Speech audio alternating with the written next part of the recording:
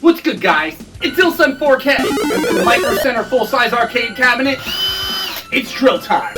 That's right, as you can see, we have the brand new shiny Sanwa parts in, both the joysticks and the buttons on player 1 and 2. Now, for those of you unaware, these are 28mm holes from the factory, and these Sanwa buttons are 30mm, which means we had to drill out the holes, as you'll see in this video, to make them fit. This will work on the arcade 1-up style cabinets as well for putting Sanwa switches in, though to my understanding you don't need to worry about that for the joystick, but if you're trying to put 28mm holes with 30mm buttons, this is the place to be, because I show you how to do it in a nice timely manner that doesn't make it like your board was mutilated at all. So tune in right now, make sure you like and subscribe to the channel if you haven't already. So before you start doing anything with drilling or anything crazy, disconnect your micro switches from the bottom of your Happ Style buttons. Make sure to take out the retaining washer. Make sure this entire area is clear underneath, because you are going to be coming through here with a drill for 6 of these buttons. So make sure you're ready for that. As always, better safe than sorry. Also, really great pro tip, you'll see I have this bag in here. It's collecting most of the dust. This is from before I put the bag in. Close the lid and make sure when you start drilling out, you have this bag underneath to collect all your dust. Pro tip. Okay, ladies and gentlemen, as you can see, the buttons do fit after some modification. It's really important to remember to clean up as you go along, so that way you have minimal cleanup effort after the fact. Clean up as you go along. Make the area more inhabitable. Don't create 900 pounds of dust. So, again, take this out. Lift the board up. Push this one through. Take your screwdriver. Oh, Jesus Christ. So, what you need to do again is take this button and try to make this button fit. This button fit. Make sure I don't step on that. Take your drill. Hold it over the hole.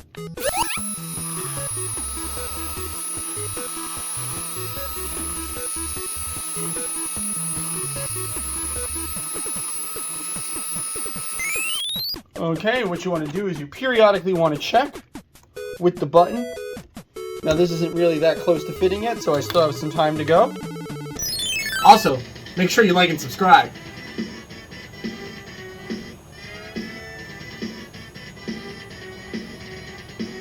Can I move? Okay, let's see how we look now. Are we getting any closer? We are, just the tiniest bit. Alright, let's keep on rocking.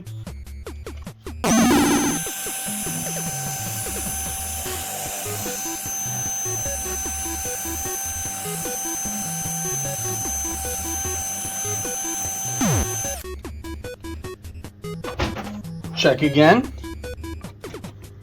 Oh, we're getting there. Again, we want to make sure our little plastic barrier is doing its thing underneath there.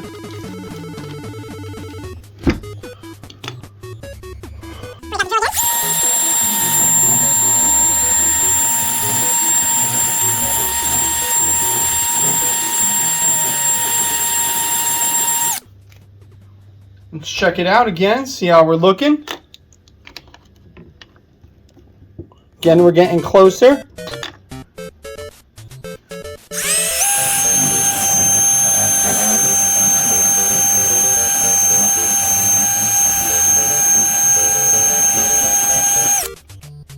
Take a look again. Come on, money.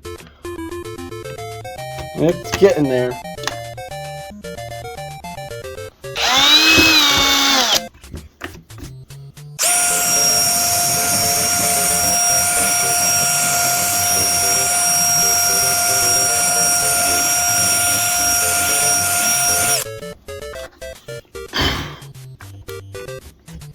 We're almost there. We're starting to get some fit. Doesn't hurt to twist it a little bit. Give it a little bit of a twist. Make the hole a little bit wider. We're going to keep on going.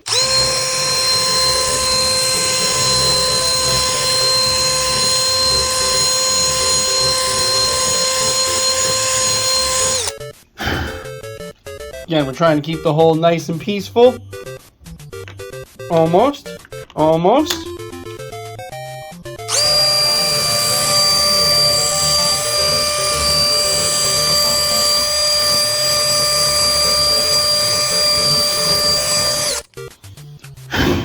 It's a little tiresome on the hand.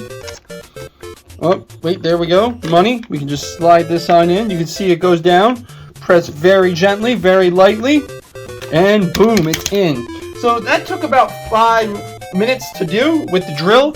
Should take you around the same time. Nice and slow. They do sell a 1 1/8 drill bit, but you gotta go in straight, and I just don't trust it that much. So that's how I'm making these work, with nothing more than a drill bit, some patience, and possibly some swear words. Okay, so as you can see, it's a little messy in here from our drilling. Now would be a great time to stop.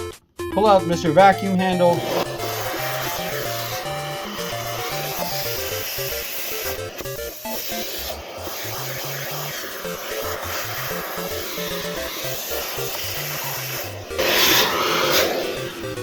Again, cleaning as you go, way easier than waiting till the very end. I can promise you that much. Okay, so one of the problems I was having was getting the old wire off of the micro switch, and I pulled some of them off by hand, but I don't want anybody breaking anything, so I'm going to go off of what I recommend. What I did was I got myself a pair of pliers like this, and you could use a regular pair. I have a pair of vice grips, and I more or less just gripped it down as hard as I could and pulled like that. And it does take some juice to get off. After that, of course, you want to go on up here, and you want to connect the wire like it's supposed to be. So you would have a colored wire going in, for example, right here. Sorry about that. You have a colored wire going in here, and then you want your ground wire, which we just pulled off, to go on the other receptor. Now, it doesn't matter which one is which. It's all a matter of universal movement is the word I'm looking for. Yes, universal movement. And that's how you wire up the buttons. It's really easy to use it with the old one that you have. Make sure you put these wire connectors and covers back up top. Make sure you cover all of your wire connections. For example, we have this one, which should have a wire piece going up, but it's not right now, so it's going like this. We want to pull this up. Make sure you cover all your connections. And more importantly, make sure you're done doing this after you're done drilling everything out, which I still have one left, which was my fault. And that's how you wire these up. There's nothing crazy about it. You just take the old switch buttons and you put it on the new one. Switch it on over. It doesn't matter, negative or positive, either side. So here's a video of why we do this, okay? Let's take a look at Ken here with the regular Happ button. We push it, there's a click, there's a little bit of a delay. This one I didn't even have to push it and it just goes off. The sensitivity is second to none on the Sanwa button, and that's why it's worth it to me. Fighting games like this really benefit from these, so that's why we do this. So here's what it looks like when it's all said and done. Pretty clean, all the buttons work. You want to make sure none of them stick when you push it down. If they do stick while you're trying to push them in, pop them back out from the side by pushing with a screwdriver or something and put your hand on it to catch it. Again, none of these stick. Alright guys, so that's what it looks like when it's completely Sanwa swapped. Let's swap over these joysticks now and see what happens. Alright, so now that you get your shiny Sanwa parts in, the next thing you want to do is put in your Sanwa joystick. Make sure you remove all of the wires leading to the joystick so that way you have free reign to take it out, and make sure to take it out via whatever hardware you used. I use these bolts, so you'll see how I take mine apart, but it's different for everybody. Feel free to copy this method as I prefer it over the stock screws that come with the cabinet. After a few moments of thinking about it, I finally found out how to get this joystick in here so it doesn't require drilling or destroying of any part of your cabinet. Watch and learn, children. Take the stick, hold it clockwise so that way this hole and this hole line up. Slide a screw through from the other side like so. Then line up that bottom hole, as I stated. That's what she said. Line up that bottom hole, put that on in there. Now, here comes the trick. If you turn it sideways like that, you'll have that screw hole pop out just like you saw. And if you look down there, you'll see me bring this screw through the exact same way. Now, here comes the crazy part. This will not disalign the controller at all. You will still be straight.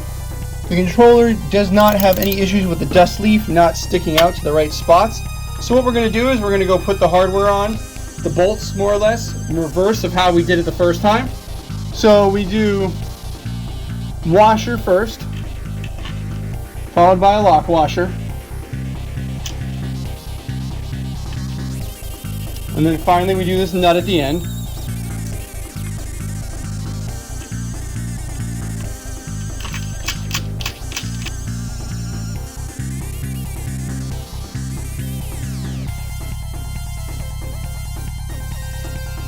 Sorry, I don't mean to get my hands in the way.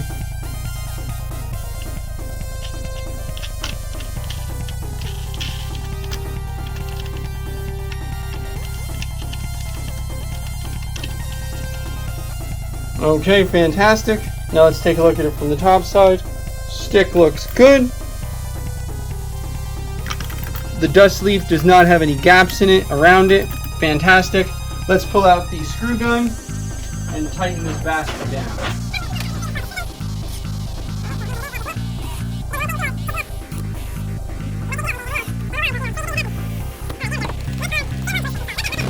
Alright, so let's talk about how to wire the Sanwa stick to the Zemo controller that you got. Very straightforward affair. I actually decided not to go the ghetto route this time and decided more or less to show you guys what you should be buying. You should be looking for this 5-pin connector harness. This is going to make it so that way the thing from here to here is a little more sophisticated. So take it on and plug it on in like this. Get your pins lined up. So, there we go. Now you see that last one, that last wire is actually your ground. So make sure you bring it on over to your ground over here. Bring this up real close to you. Take the shiny side out. This is a little bit of a tight fit. Maybe you can find one with a better connector than me. I just happen to have these lying around. And you want to slide this onto the pieces like that. Oops. Oop, I have it backwards. Haha. There we go. Slide that all the way down. It's a little bit of a tight fit, as you can see, but it's there. This will work. It always does. Get yourself this connector. Make sure your last pin is on the ground. Otherwise, this will not work. Make sure the last pin is on a ground on your controller board, and you're good to go. And with that being connected, as you can see, I'm able to control it now beautifully with my arcade stick. Select the game, look at that, and go up, down, left, right. Change the screen. Does exactly what I need it to. So far, so good, ladies and gentlemen. But let's upgrade this stick a little bit more, shall we? Okay, so this is your atypical Sanwa joystick right here. Completely untouched and modified. We, of course, are about to change that, so let's go over the simple stuff first. First and foremost, we're going to change out this back plate right here for the octagonal one, as I've shown you already in the video. We're going to swap that out. It's a pretty straightforward affair. What you do is you click down 3 of these at once, and you kind of push up. So you have these tabs right here. You push on them, you click them out. The whole idea is not to let one get centralized like I have right here, because when you do that, you run the risk of breaking things. Oh, it came out very nicely. Now you want to take this, make it so that way the Sanwa wording is up top, line it up with these, pop it in place, boom, and now you got yourself a directional. Look at that, 8 directional for your Hadoukens, your Shurikens, your Sniper-on-Hookins, and everything in between, including your ice slides and force balls from Reptile in Mortal Kombat 2. That's how simple that was, ladies and gentlemen. Okay, now that you've changed out your plate, it's time to get a little fancier and change out the return spring. I got my 6-pound return spring right here, and how we do this is we get ourselves either a flathead top, or if you're like me and have a micro screwdriver kit, this little item right here works great. What you want to do is you want to come in from the top and pull this out like that. Pulled it out, popped. Now, don't let the joystick fall all the way out the bottom, because that can happen. Pull out your actuator.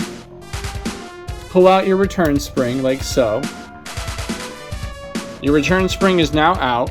Trying to give you guys a nice... Take your current return spring, by the way, look at that squeeze versus this squeeze. I'm squeezing with the same pressure. And as you can see, the return spring is just, oops, almost lost that. Ha, got it. So what you do is you take that, you put it back on top of there, take your actuator. You're gonna work the actuator in so that way it goes around the micro switches. And when you get this point where you have the room for, you have to push down and hold this down because it is spring loaded now. Take this, slide it on in, and there you go. You now have your actuator in, your spring is in, all is well. Make sure your micro switches click with no problem, and that's how you do that. Well, alright guys and gals, there you have it. How to modify your Microcenter arcade cabinet to work with Sanwa joysticks and buttons. And if you're an arcade one-up guy or a guy who has a 28mm hole looking to put the Sanwa buttons in, we showed you how to drill it out real nice. Thanks again for tuning into the video. Make sure to like and subscribe to the channel. Make sure you follow me on twitch.tv/ilsun4k where you can catch me streaming games Thursdays and Friday nights. We're having a blast with that. Thanks again for tuning in, guys. Ilsun4k.